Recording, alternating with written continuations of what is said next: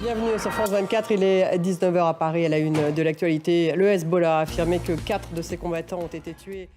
19h10, le débat consacré à la guerre entre Israël et le Hamas, 11 jours après l'attaque du Hamas en Israël. On va revenir sur la visite de Joe Biden qui doit avoir lieu demain en Israël. Quels sont les objectifs du président américain? Comment Joe Biden va-t-il aborder la question des otages? Va-t-il faire pression pour la mise en place d'un corridor humanitaire à Gaza? Voilà les questions que nous allons poser à nos invités, 19h10.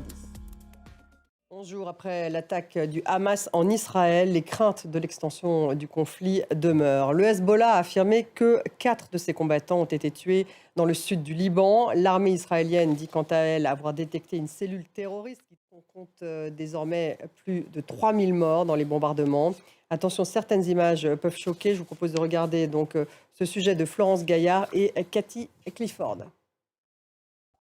Joe Biden se rend demain en Israël. Le président américain veut marquer son soutien.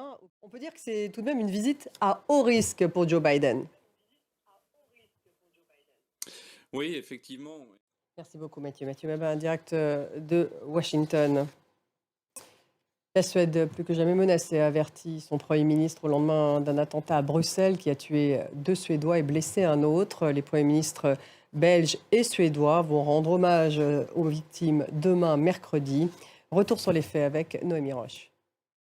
En France, l'auteur de l'attentat à Arras est présenté devant un juge d'instruction antiterroriste ainsi que son frère. Merci de nous avoir suivis. Dans quelques minutes, le débat consacré à cette guerre entre le Hamas et Israël. 11 jours après l'attaque du Hamas en Israël, on va évoquer notamment la visite de Joe Biden en Israël. Elle a lieu demain. Pourquoi un tel déplacement? Comment va-t-il aborder la question des otages? Le président américain va-t-il faire pression sur Israël pour la mise en place d'un corridor humanitaire à Gaza? L'aide américaine a-t-elle un prix? Voilà les questions que nous allons poser à nos invités dans quelques minutes. Restez avec nous.